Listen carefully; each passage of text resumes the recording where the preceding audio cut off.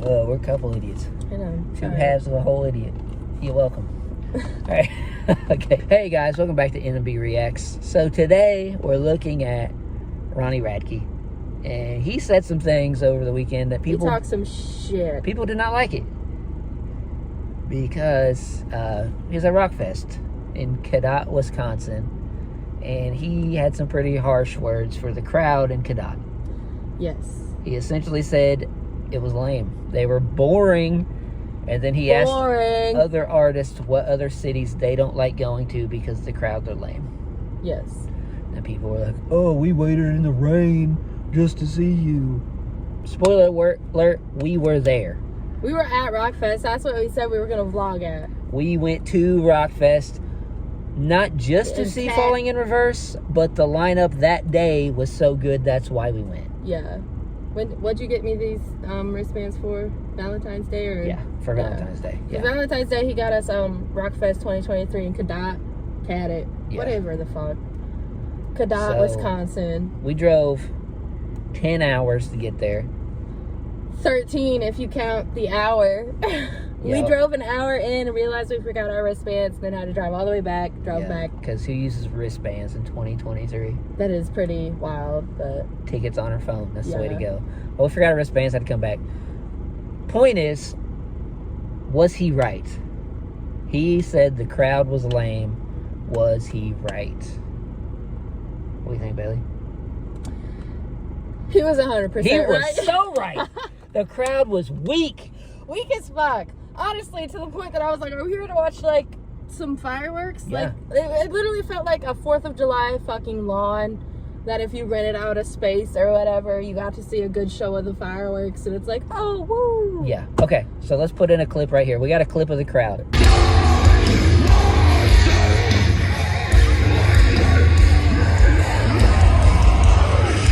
Then 2 days later, we went to Bring Me the Horizon and Fall Out Boy in Noblesville.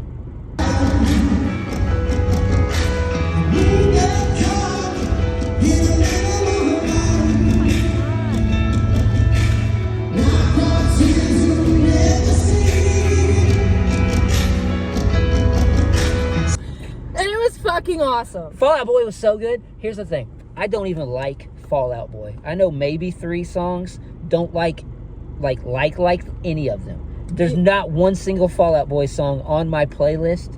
I had a great time. I had a great time because the crowd was so good. Yes, I had an amazing time. I was living like my full, like emo Fall Out Boy fangirl dream from high school. So let's rewind to Cadott, Wisconsin. That crowd sucked.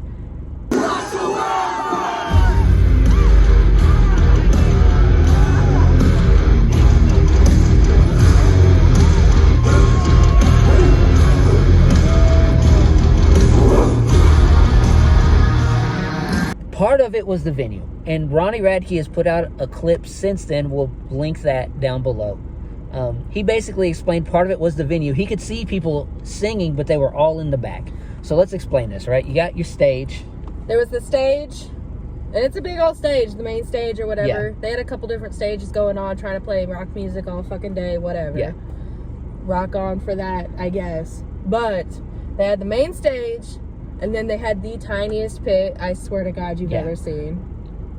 The standing room pit was 3 people deep, maybe. Yeah. And then there was bleacher seating. So if you're in the bleachers, you can't move. Then you get a small hill. Then you got reserved lawn seats that you had to pay more for. And security put chairs out for you that you got to take home. Yeah, well, and I was going to say that was probably maybe like 4 rows of chairs on each side of whatever that little building was. That was like right there. That's another thing. There's a giant building right in the middle of the stage. Yeah. Maybe 100 yards deep. So anything behind that, you couldn't stand center stage. Pretty much. There's a giant building in the way. Yep. They had a little bar down there, but like... Yeah. They had bars everywhere. Exactly. So you got this reserved seating. So, okay, spoiler alert. The crowd was so bad, we actually moved towards the back to just enjoy the Slipknot show on the screens. I was gonna say, because it was basically the same vantage point. Like, they had big, decent screens on both sides of the main stage that they did a pretty good job at, like, showing you, like, kind of what you would want to see, technically. I mean, if you're going to a rock show or whatever, you want to see the whole fucking thing. Yeah. But from the places that we were allowed to stand, it was basically like you were just sitting there watching the screens. Yeah. But from 4 o'clock on, we went Wage War, Ice Nine Kills, Falling in Reverse on the main stage. Reserved lawn was never even half full. No. It was never even half full. So when Ronnie says we came out and we just saw a bunch of chairs and a bunch of people sitting down, that's what he's talking about. I was going to say, it was never even half full, and the people who were there were sitting down nodding like they were watching a fireworks show, and then they would give a golf clap after. Pretty much. Pretty fucking much. It was terrible. And we talked to other people standing on the outside who felt the same way we did. Yeah, they were like, this is pretty much bullshit. We're like, have you ever been to a festival with this setup? And they were like, no, this is complete bullshit. Because anyone who cares about the music is relegated to the side. Pretty much. And even behind this reserved lawn of chairs, yeah, you'll see it in the video, there's just people with their own lawn chairs lined up maybe 200 fucking yards back. Like, they took up the whole center part with their lawn chairs, and then half of the time we didn't even see half of these bitches sitting in that shit. Yeah. Like, for Ice Nine Kills set, I even told him straight up, I said, I'm not fucking missing Ice Nine Kills so these teeny boppers can sit in their little what is it, the lawn chairs. Yeah. I was like, I'm standing in front of these fucking chairs, and say, if somebody walks up and is like, hey, this is my chair, then I'll move over another chair. Like, this is ridiculous as fuck. Well, they paid the same fucking price as everybody else did that was just crowding themselves all on the side. But here's part of the thing with rock concerts in general. Unless you buy like a stadium concert where you get your assigned seat, if you're in the pit or you're in standing room only, you're gonna be really close to other people, okay? So the whole lawn chair thing, and then people be like, no, this is my space, this is my area. Get fucked. Yeah. For real. So every other show I've ever been to, if you can bring lawn chairs. But if you bring lawn chairs, you're expected to sit on the outside or the back or the top of the hill, whatever. These people lined their lawn chairs up like it was stadium seating. And I'm talking 40 wide, 40 deep. And security protected their spot. Yeah. So there was a row that you could stand between reserved lawn and the general admission lawn, and security would not let you stand there because they said you'll be blocking the people in the chairs. Stand the fuck up. Yeah, we're on a hill, bro. Tell them to stand the fuck up. I paid just as much as they did. And they get their seat reserved, and I gotta stand over here on the fucking side? Exactly. And then half the time they were still fucking empty. Yeah. It definitely leaves a bad fucking taste in your mouth. Me and her both said something straight to the security guards. Hey, bro, we know you're just doing your job, but this is bullshit. This is bullshit that we paid the exact same price as them. They're not even here. Pretty much. Then it rained, and yeah, some people sat in the rain and waited for Ronnie. Most people fucking didn't, because as long as their chair's there, their spot's reserved, and they never came back. Yep. The whole concert was bullshit. It's not even that we're stressed about it. We're just honestly kind of flabbergasted, because how are you going to call yourself RockFest, have this lineup, and then treat the people who are there to like genuinely walk around? Okay, so Ronnie says in these videos, Ronnie's only fault was saying the part you're not supposed to say out loud, and that's what he did. I don't fault him at all because I thought it was bullshit. I don't either, because I was with him. And like he said in the video we're going to link below, they work really hard on their music. Yeah. And they want to provide a good experience for their audience and their fans. But how would you feel? And I don't want to say he feels like he's a big fucking deal, but he is a little bit of a big fucking deal. And so when you book him to play this set on this stage, you better expect that some people are going fucking crazy for it, right? And they just weren't. Falling in Reverse was not the only band that felt that way. I didn't hear Ice Nine Kills anything, but I know Wage War said, usually we want a circle pit to open up, but you guys can't do that, so if you could just wave your shirts in the air, that'll be great. Like it's a fucking parade. Yeah, so that's what people did. They waved their shirts in the air. First of all, I feel super sorry for Wage War. Because they came on first. They basically played to a field of empty chairs with people that gave a shit having to stand on the outside. Because the bleacher seats were empty. The reserved lawn had a few people in it that were just sitting down. And the general admission chairs were completely fucking empty for Wage War.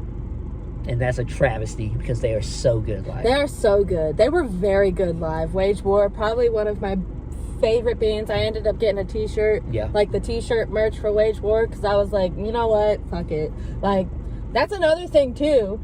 The merch lines there for the main stage bands was a shit show. We arrived, like 4 hours early before Wage War even started. And we stood in line for a decent maybe hour and a half. And there was at one point that we were in line and we watched like the Ice Nine Kills line, the Slipknot line. Everybody was fucking moving except for the Falling in Reverse line. And it was because it was poorly managed. Yeah.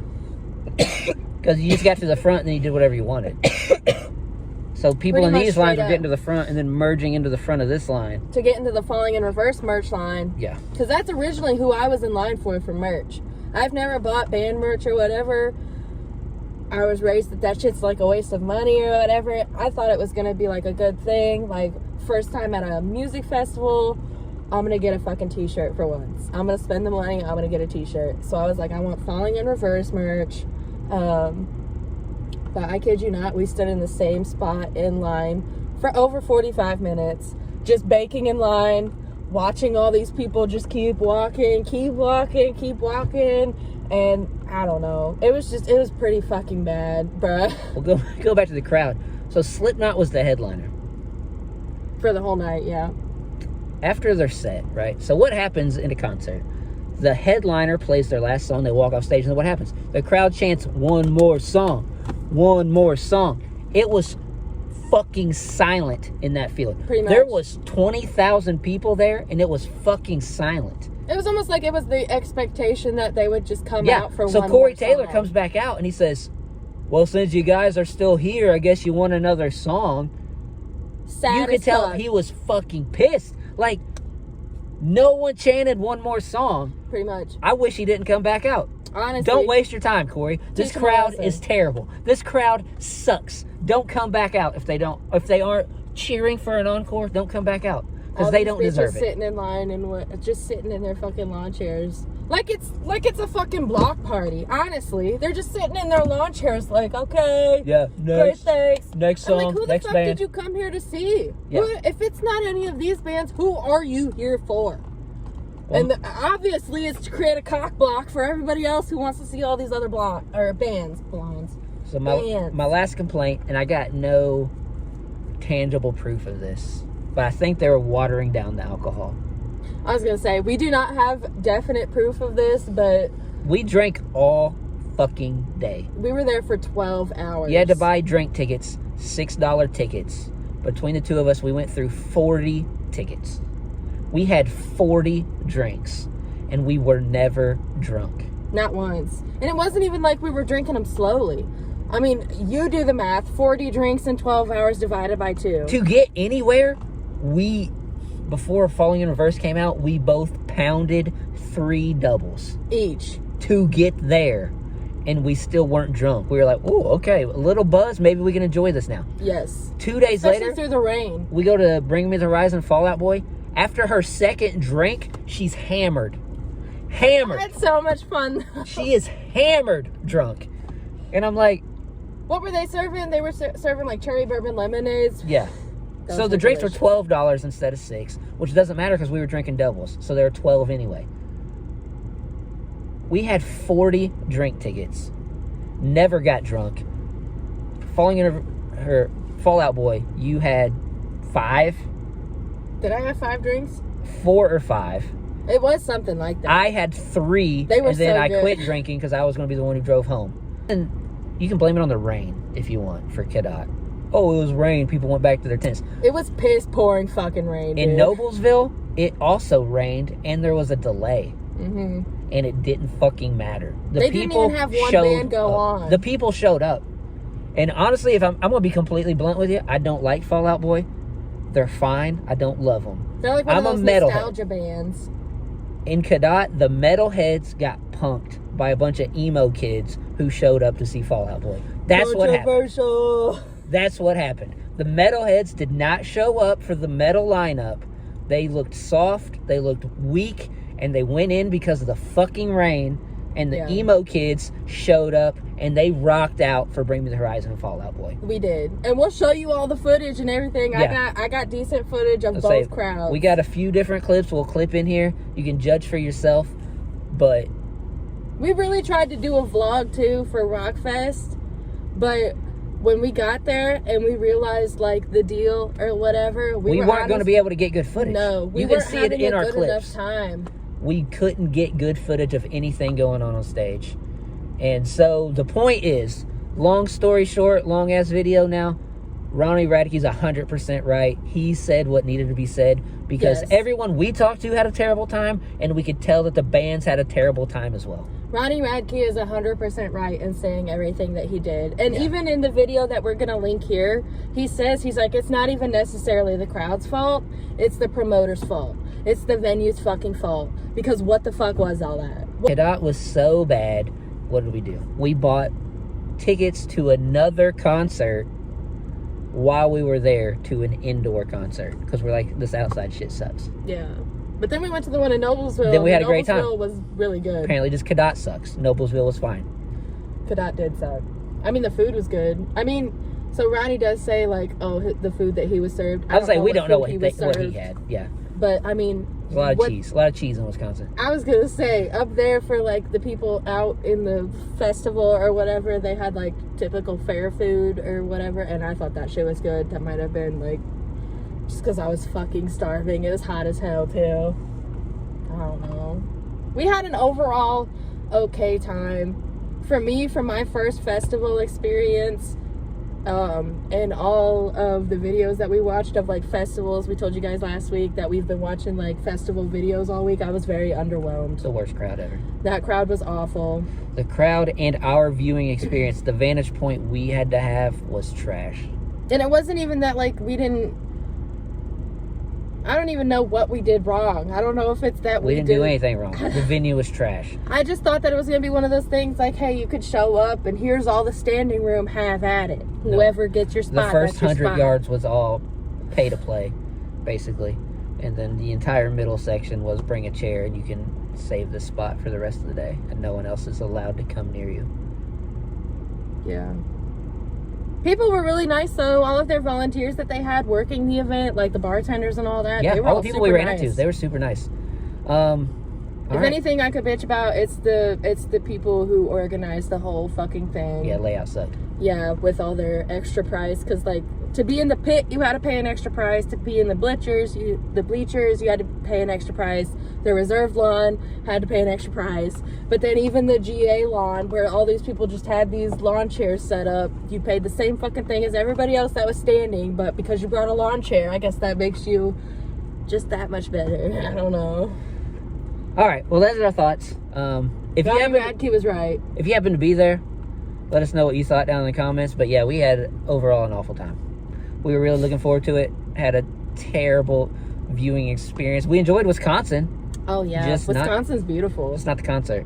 Yeah. But 13 hours to get there. We would love to hear what you guys thought if you were there. Or if you just other festivals in general. But, all right. Thanks a lot. Till next time. Thanks.